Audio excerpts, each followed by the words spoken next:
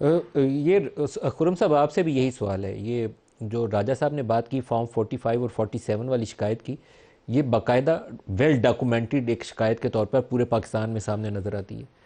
तो आप लोगों को तवील अरसे ये शिकायत रही कि कभी आपने 2018 में कहा कि वो मैंडेट जो था चुरा के इमरान खान को दिया गया, सिलेक्टेड आप उसको कहते थे। तो कोई फ़र्क तो आपको करना चाहिए ना। अब 45 और 47 का झगड़ा बड़ा क्लियरली नज़र आता है कि ये वैसी ही जंग है जो पिछले चंद इलेक्शन में पहले एक दफ़ा हो चुका है पाकिस्तान में, उसी को दोबारा दोहराया गया। क्या हम बदल नहीं सकते, रोक नहीं सकते ये सिलसिला? क्या सलमान नकम राजा को इंसाफ नहीं मिलना चाहिए? जी मलिक साहब, इस पे दो बातें हैं और दोनों का ताल्लुक माजी से है। पहली बात यह है कि 2008 से 18 तक भी पंजाब में एक मुस्लिम लीग नून की हुकूमत थी। कितने सियासी कैदी पकड़े गए, कितने लोगों को जेलों में डाला गया? किसी को नहीं डाला गया जेल में। और बल्कि गलती ये हुई कि, और उस वक्त की वफाकी हुकूमत जो मुस्लिम लीग नून की थी, उनसे गलती ये हुई कि उन लोगों को सजा देनी चाहिए थी जिन्होंने पाकिस्तान टेलीविजन पर डंडे लेकर कब्जा किया। उन लोगों को सजा देनी चाहिए थी जिन्होंने धरने के दौरान 150 से ज्यादा इस्लामाबाद पुलिस के अफसरान और उनके एहलकारों की हड्डियां तोड़ी। उन लोगों को सजा देनी चाहिए थी जिन्होंने पार्लियामान का जंगला तोड़ा, जो सदर पाकिस्तान के घर के गेटों के ऊपर हमलावर हुए। उन्हें सजा देनी चाहिए थी, उन्हें सजा नहीं मिली। और उसका नतीजा ये हुआ कि जिन लोगों ने पाकिस्तान टेलीविजन पर कब्जा किया था डंडे लेकर, वो 9 साल बाद उन्होंने रेडियो पाकिस्तान पेशावर जला ही दिया था, उन्होंने उसको फारग ही कर दिया। अगर जो है पार्लियामान का जंगला तोड़ने वालों को सजा दी जाती तो वो GHQ पे 9 मई को हमलावर ना होते और उसके जंगले ना तोड़ते। तो लिहाजा यहाँ जो सियासी प्रोटेस्ट है और तशद्दुद और बलवा है, मेरी गुजारिश होगी कि उसके दरमियान फर्क किया जाए। क्योंकि अगर हम फर्क नहीं करते तो फिर इस जो भयानक वाकया 2014 के धरने के दौरान हुए, वो फिर ज्यादा तशद्दुद से 9 मई 2023 को हुए। तो एक तो ये बात है। दूसरा खुर्रम ये है साहब, कि ये जो आप पूरी आप पूरी 2014 के धरने का और पार्लिमान और पीटीवी के अटैक का जिनके ऊपर इल्ज़ाम लगाते थे, उस शख्सियत का ताल्लुक उस वक्त की इस्टेब्लिशमेंट से था।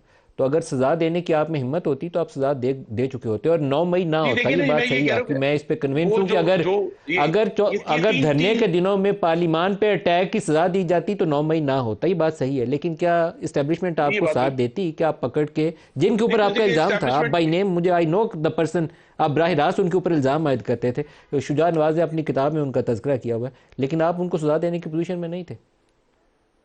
तो देखिए ना जी, फिर यही इश्यूज हमारे सामने आ रहे हैं ना बार बार। तो ये कहना कि जी ये पहली दफा हुआ है या 9 मई को जो है वो उस पर नरमी की जाए, कोई नरमी नहीं हो सकती।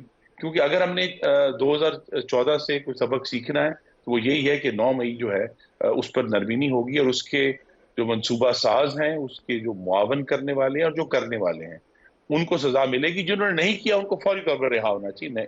तो दूसरा ये सज़ा जो तो बात हम भूल अदालती जाते हैं। अमल के बाद मिलेगी ना खुरम साहब। ये वो बहस हम और तरफ ले जाएंगे, लेकिन सज़ा तो अदालती अमल के नहीं, बाद मैं मिलेगी ना। अगर तो मुझे आप अपना जमानत तो दूसरा उनकी कर नुक्ता सकते हैं, बयान अदालत में तो करने दें, केस चलेगा। दूसरा जी नुक्ता जी बयान जी। करने दें कि यही जिस धरने की तरफ मैं इशारा कर रहा हूं, वो भी एक इलेक्शन की मुबैना धांधली पर था। जो लोग भूल गए हैं और उन्हें याद कराना चाहिए कि 2015 के आगाज में धरना खत्म होने के बाद सुप्रीम कोर्ट में कई हफ्तों की बड़ी एक तवील कार्रवाई हुई थी। जिस तरह आज हम फॉर्म 45 की बहस कर रहे हैं, उस वक्त भी इसी जमात का दावा यह था कि उनके पास गाड़ियां भर भर के शवाहिद हैं। और वो पूरी गाड़ियां जो हैं वो लेकर सुप्रीम कोर्ट गए और सुप्रीम कोर्ट ने उन सब शवाहिद को रद्दी कर दिया और वजाहत से कहा कि 2013 के इंतखाब में किसी मुनज्जम धांधली का सबूत नहीं मिला। तो लिहाजा ये जो कोशिश है, इलेक्शन को जरूर चैलेंज करें, उसका जो प्रोसेस है फॉलो करें, लेकिन वो मुल्क में मुस्तकिल इंतशार और खलफशार की बुनियाद नहीं बनना चाहिए। और अगर ये कोशिश करेंगे तो फिर हमें कोई ना कहीं इस पर तो लाइन तो लगानी है ना। अपने एहतजाज जारी रखें, अपने हकूक के लिए लड़ें, लेकिन ये कहना कि जी इसकी बुनियाद पर हम पार्लियामेंट, ये आज आपने देखा सूबाई असेंबली में बॉयकॉट करके चले गए और अपने अपने हकूक खुद छोड़ दिए कि भाई हम आके बात करें। तो यहाँ मौजूद हों, अच्छा, वहां राजा अपनी साहब से भी इसका जो जवाब लेना जिन चाहूँगा। लोगों ने इनको वोट दिया है राजा साहब, उनकी बात करें, लेकिन इसको आपको मुस्तकिल खलफशार की बुनियाद मेरी गुजारिश होगी मत बनाएं, वरना फिर मामला इस तरह कशीदा रहेंगे। तो आप जो मलिक साहब बार बार बात करते हैं कि हमने आगे बढ़ना है, हुकूमत के ऊपर जरूर जिम्मेदारी है। ये वही हुकूमत इसने 2008 और 18 के दरमियान एक भी सियासी कैदी नहीं था। अब दोबारा से अगर रविश पड़ी 2018 से 22 के दरमियान, उस रविश को तोड़ना है तो फिर दोनों तरफ से जमहूरी रवायात के एहतराम का आगाज होना चाहिए।